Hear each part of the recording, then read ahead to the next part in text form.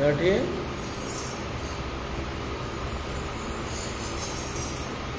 खुदावंद में आप लोग खुश हैं? ये अपने आप में खुश हैं? खुदावंद में खुश रहना चाहिए हमेशा। जिंदगी है, चलता रहता है सब कुछ। आज का जो टॉपिक है, विषय है, वो है मसीह में, और इसका मुख्य पद आपको मिलेगा रोमियो 8:1। पढ़िए जरा, रोमियो 8:1।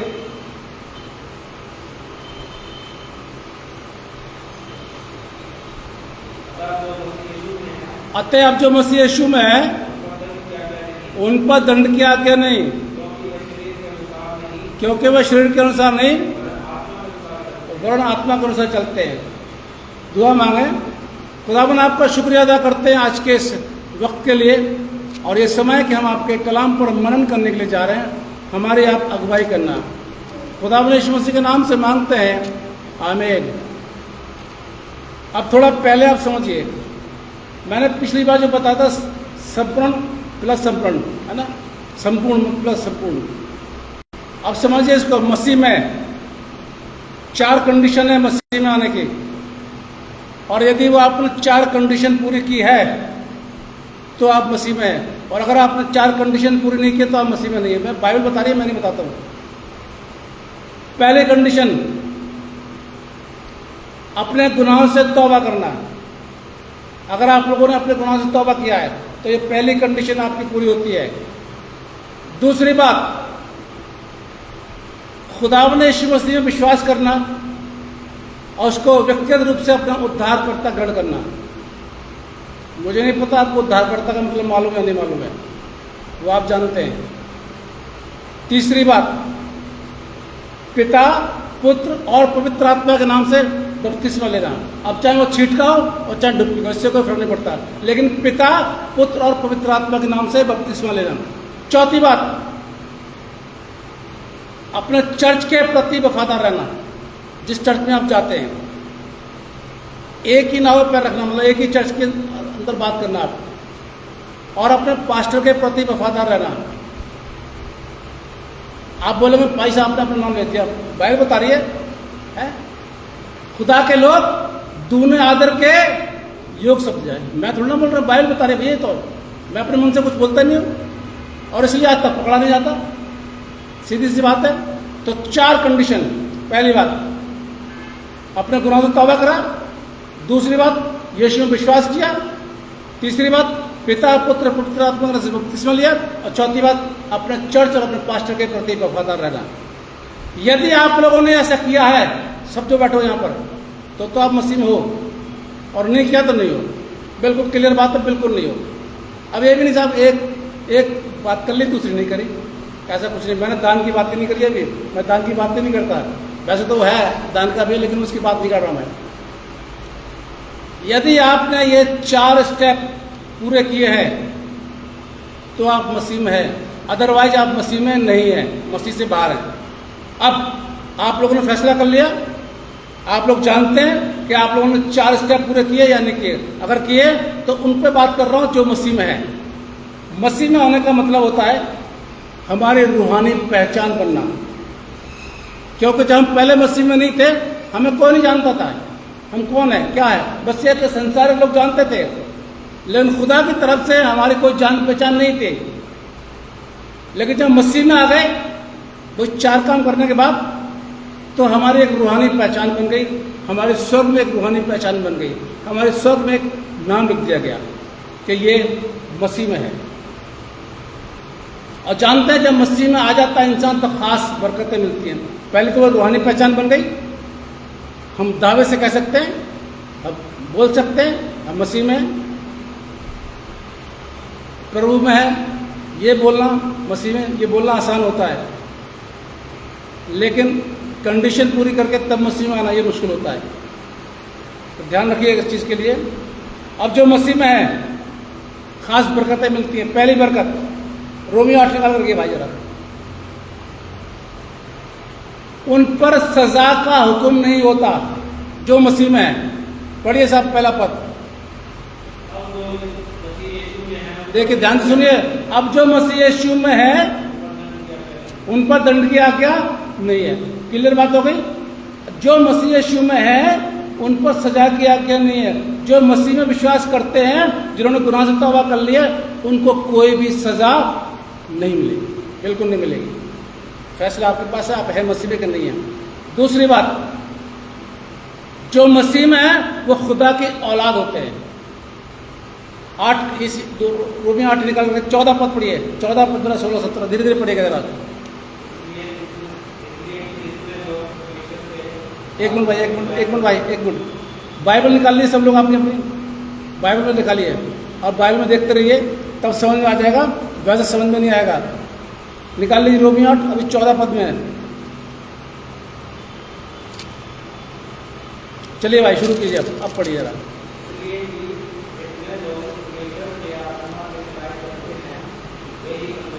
जितने लोग खुदा की आत्मा के चलाए चलते हैं वो ही खुदा की औलाद है।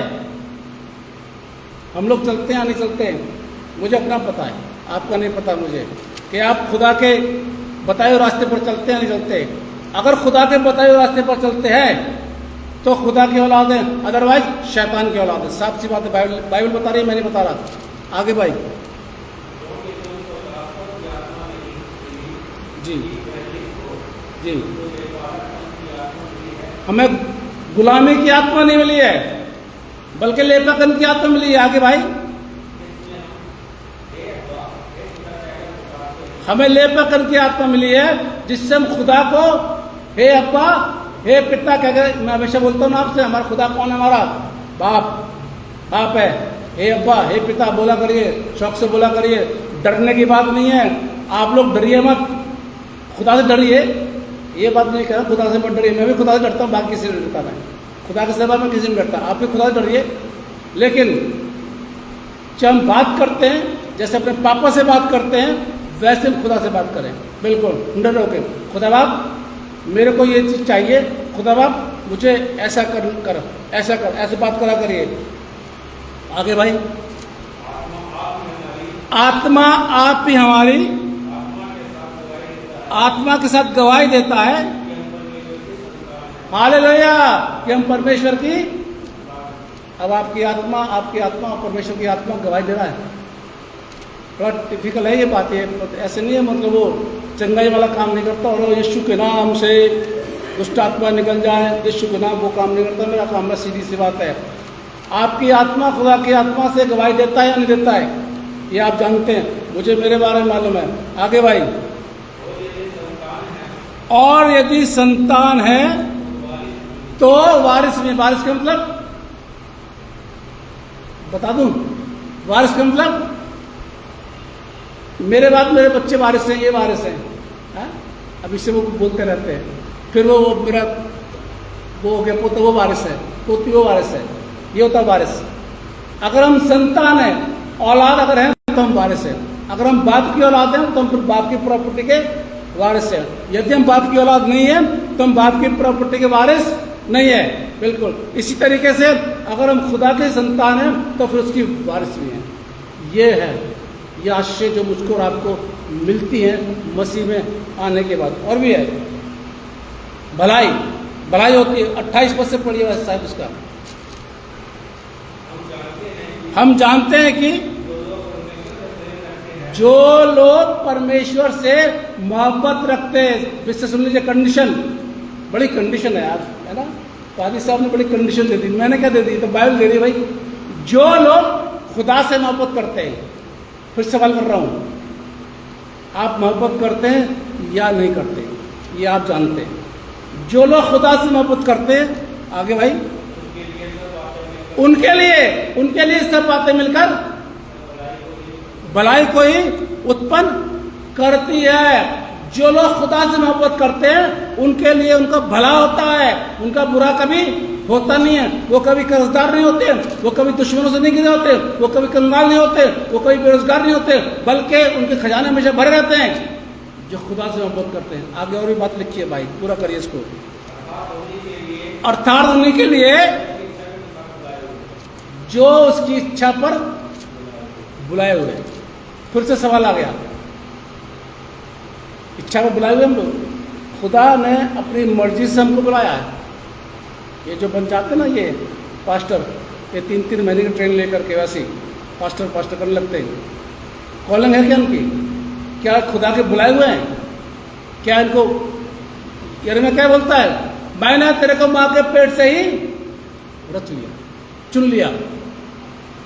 क्या वाकई में हम लोगों को जो पास्टर बने हुए हैं माँ के पेट से चुने हुए हैं, या वैसे ही, या वैसे आके बस हाँ पैसा बहुत है, पैसा बहुत है, झूठ बोलो, है झूठ बोलो, थोड़ी बहुत वो ऐसा कर दो, हाथ पाथ ऐसे हिला दो, यहाँ से मोटे मोटे लिफाफे जाते हैं लोग औरों के लिए, यहाँ नहीं देते हैं, वहाँ आते हैं औरों के लिए। शुरू में आता था एक, मुझे कोई बता रहा था, अब शायद वो उन्होंने छोड़ दिया ना, बहुत कम आते, कभी कभी आते हैं।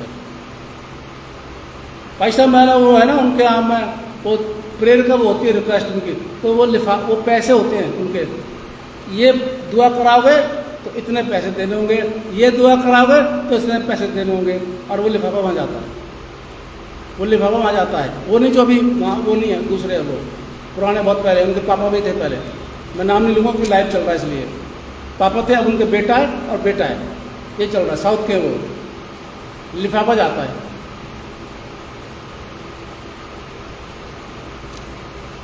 वारिस से भलाई होती है, और प्रभु में अगर प्रेम करते हैं तो, ये फिर से मैं बताता जा रहा हूँ आपको भाई। भलाई 28 आगे ना, 28 पे आ रहा, अर्थात उन्हीं के जो खुदा के बुलाए हुए हैं।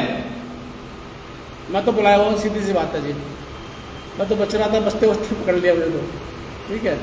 तो अब वही आ गया ना कि माँ के पेट से बचा हुआ हूँ, मैं तो बुलाया हुआ, और जब बुलाया हुआ हूँ तो खुदा मेरे रास्ते अपने आप खोलता है, अपने आप, अपने ऑटोमेटिक खुलते चले जाते हैं, बिल्कुल। कितना विरोध हो जाए, कितना कुछ भी क्यों ना हो जाए, मेरे रास्ते अपने खुल जाते हैं। सुषमाचार के प्रचार के लिए रास्ता मेरा खुल जाता है। सुषमाचार प्रचार के लिए मेरी जो भी मेरी क्या ज़रूरत है वो पूरी हो जाती है। मुझे किसी के सामने ऐसे हाथ नहीं फैलाना पड़ता, दे दो जी क्रिसमस आ रहा है, दे, इतना चर्च में मैंने कभी हाथ नहीं फैलाया, अपने आप दिया, अपनी मर्जी से दिया और अच्छा दिया। मैंने कभी नहीं बोला कि साहब अरे ऐसा फलाना साहब वो हेलो मिस्टर आजाद तो ऐसा है, मैं एग्जाम्पल दे रहा हूँ, ऐसे बोल रहा उदाहरण। आपको तो अच्छी बिजनेस है ना आपको, जी जी जी भाई साहब, तो क्रिसमस आ रहा है, तो खुदा आपके खुदा की रूह आपसे बात करेगी।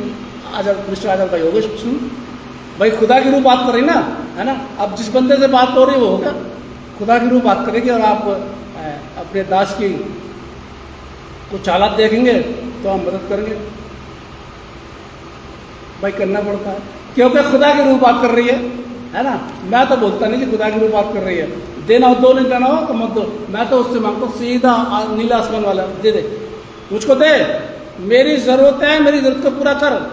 मैं चर्च के लिए मांगता हूँ, अभी भी देखिए क्रिसमस आ रहा, उससे मांग रहा हूँ मैं, ये बैटरी के लिए उससे मांग रहा हूँ, खुदा इन्वर्टर लगाना है बैटरी के लिए, तू इंतजाम कर, मैं तो सिर्फ आप लोगों को अनाउंसमेंट करता हूँ कि भाई आप लोग करिए, लेकिन सीधा डायरेक्ट मुझसे बोल रहा हूँ, खुदा इंतजाम कर, बैटरी लगवानी है, खुदा क्रिसमस आ रहा है, इंतजाम कर, करेगा ना प्लान इंतजाम।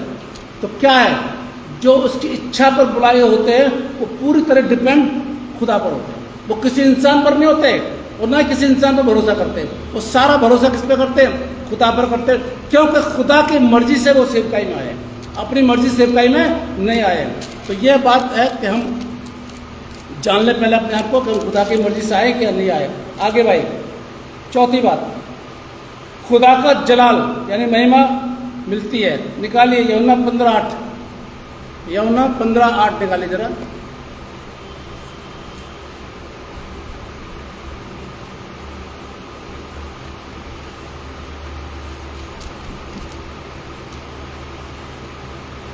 मेरे पिता की महिमा इसी से होती है कि तुम बहुत सा फल लाओ।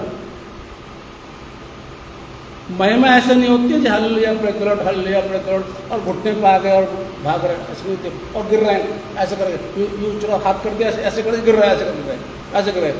अच्छा, मैंने देखा जी एक बात और देखिए, मैंने नोट किया, मुझे याद आ जाता है, पास्टर जी अपने हाथ पे ऐसे नहीं कर पाते हैं जब तक वो हिलना शुरू कर देते हैं। आप देखना, रील देखना आपका ना, और पादरी साहब जो खड़े हुए हैं वो अपने हाथ ऐसे भी नहीं कर पाते, बस वो ऐसे करके ऐसे आते हो, जैसे पैसा उनके पास आते हैं वो हिलना शुरू कर देते हैं। कमाल की बात है भाई, अरे हाथ तो देख लो पैसा का हाथ आ रहा है कि नहीं आ रहा है, हिलना शुरू कर देते पहले से, और ऐसे करते हैं, उनको पता है वैसे करना पड़ेगा। और एक ही ड्रेस में रहते हैं, एक ही ड्रेस में रहते हैं, उनका दूसरा कोई ड्रेस ही नहीं होता है। इसका मतलब क्या है? इसका मतलब है चर्च के लोग होते हैं, नहीं तो सब लोग ऐसे करें। मैं भी सोच रहा हूँ, इधर हो जाऊँ, मैं भी सोच रहा हूँ कि शुरू कर दो अभी, 1 दिसंबर शुरू कर दूँ हाथ का कैसे करना होना। आप लोग करो, गिरोगे, पानी लेके आया करो, ऐसे छिड़क दिया करो, गिरोगे, 2-3 बार गिर जाना आप लोग, है ना, गिर जाना, चढ़ पड़ जाएगा पूरा का पूरा, तो उसके बाद छोड़ देना, कोई बात नहीं है ना, फिर तो जो लोग आएंगे वो गिरा करेंगे। ठीक है, चलो करते हैं, 25 दिसंबर को करके देखते हैं, है ना। अरे भाई ऐसे होगा, कर लेते कोई बात नहीं, थोड़ा पानी लूँगा और ऐसे छिड़कूँगा, आप लोग को सीधे गिर जाना, है ना, गिर जाना, बिटिया बोल रही है ना, बुढ़िया कह रही, गिर जाना, 2-4 गिरेंगे, जो लोग आएंगे ना विजिटर लोग, वो देख, अरे यहाँ तो भाई साहब बहुत काम हो रहा है, खुद देखिए साहब। उसके बाद देखिए दिन भर से कितने लोग आते करते, पर मैं करूँगा नहीं ऐसे झूठ पूरा पाखंड नहीं करता हूँ बिल्कुल भी। चलिए आ जाइए, जो फल लाता है वो खुदा की महिमा करता है। एक उदाहरण देखते हैं हम लोग बाइबल से, ये निकालिए दूसरा इतिहास, निकालिए जो पढ़ा गया दूसरा इतिहास 9 अध्याय, दूसरा इतिहास 9 अध्याय मैं वर्णन कर रहा हूं, आप लोग देखते रहिए। ठीक है, सुलेमान की बुद्धि का वर्णन सुन करके शिवा की रानी बहुत से कठिन मुश्किल सवाल लेकर के सुलेमान के पास आती है और बहुत सी चीजें लेकर के आती है, अपने गधों को लाद के उसको भेंट देने के लिए बहुत सी चीज़ें लेकर के आती है। और वो देखती है कि सुलेमान के सैनिक जो हैं वो कैसे खड़े होते हैं, वो कपड़े कैसे पहने होते हैं, उसको जो खाना खिलाते हैं वो कैसे कपड़े पहने होते हैं, और जो रास्ता है खुदा के घर को जाने के लिए वो कैसा है, वो सारी चीज़ों को नोट करती है। नोट करने के बाद फिर वो बात करती। अब आ जाइए 7 पद में, मैंने 1 से लेकर 6 तक का वर्णन कर दिया आपके सामने, अब 7 पद में आ जाइए।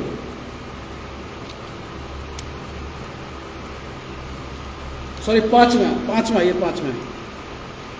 आइए। तब उसने राजा से कहा, मैंने तेरे कामों और बुद्धिमानी की जो कीर्ति अपने देश में सुनी वो सच ही है, परंतु जब तक मैंने आप ही आकर अपनी आंखों से ना देखा तब तक मैंने उनकी प्रीति ना की, परंतु तेरी बुद्धि की आधी बढ़ाई भी मुझे ना बताई गई थी। तो उस कीर्ति से बढ़कर है जो मैंने सुनी। 7 पद, धन्य तेरे जन, धन्य तेरे सेवक जो हमेशा तेरे सम्मुख उपस्थित रहकर तेरी बुद्धि की बातें सुनते हैं। 8 पद पढ़िए भाई कोई आप। धन्य है तेरा खुदा। देखिए साहब, ये कौन कह रहा है? ये शिवा की रानी बोल रही है। किससे बोल रही है? सुलेमान से बोल रही है।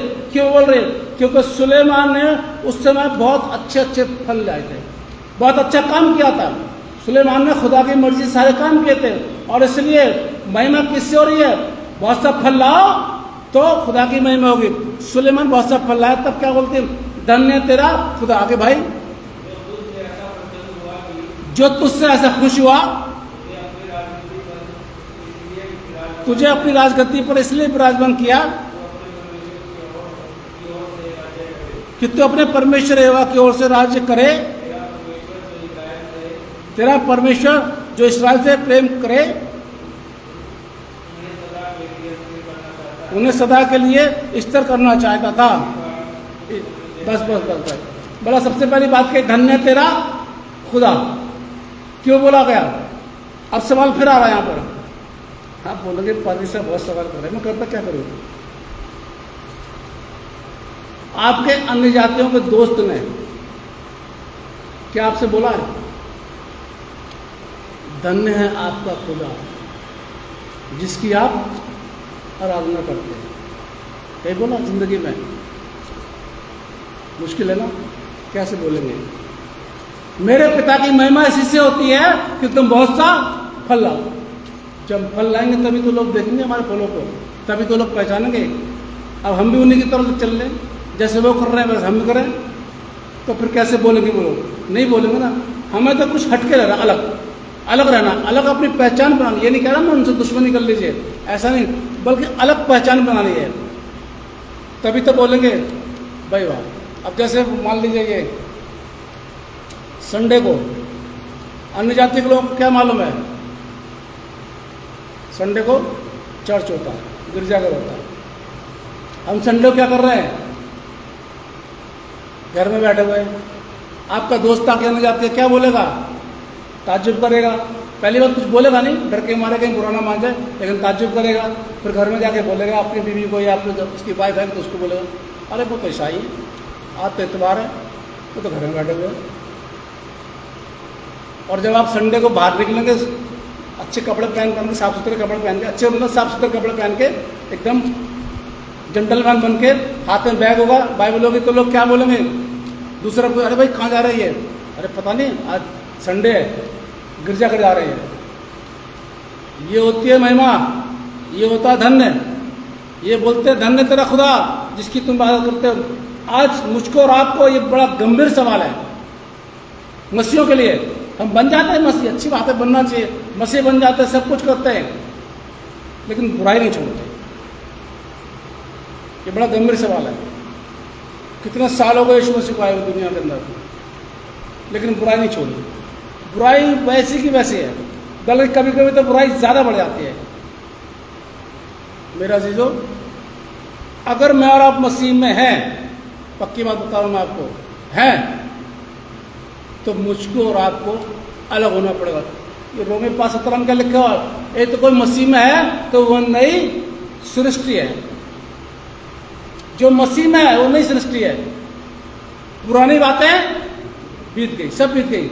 आपका पुराना गुनाह, आपकी पुरानी बुराई, आपका सब कुछ बुरा था, वो सब कुछ खत्म हो गया, क्योंकि आप मसीह में आ गए। खत्म होना चाहिए। एक रूहानी रौनक आनी चाहिए चेहरों पर। रूहानी रौनक जब आएगी, जब मैं और आप पूरी तरह मसीह में आ जाएंगे।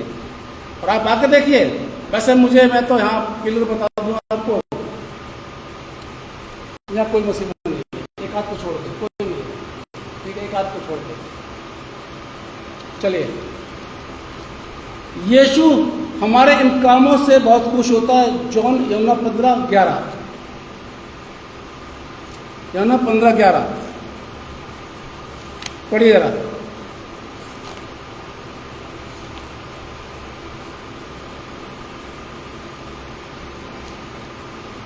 मैंने ये बातें तुमसे इसलिए कही कि मेरा आनंद तुम में बना रहे और तुम्हारा आनंद पूरा हो जाए। यीशु मसीह, ये कलाम जो आज आपने सुना, आज का जो वचन आपने सुना, आज का जो प्रचार आपने सुना, वो इसलिए सुना कि यीशु मसीह खुशी आपके अंदर आ जाए और आपकी खुशी हमेशा आगे तक बनी रहे। इसलिए जिससे कान है वो सुन ले, खुदा कलाम मसीहों से क्या बोलता है। अब जो मसीह यीशु में है उन पर सजा की आज्ञा नहीं है। खुदा आप सबको बहुत बड़ी बरकत दे। आइए दुआ मांगे। खुदावन आपका शुक्रिया अदा करते हैं आज के कलाम के लिए जो आपने हमको दिया। हमने बोल दिया, हम चाहते कि बढ़े, लेकिन इसमें हमारी मर्जी नहीं बल्कि आपकी मर्जी पूरी हो। खुदावंद यीशु मसीह के नाम से मांगते हैं, आमीन।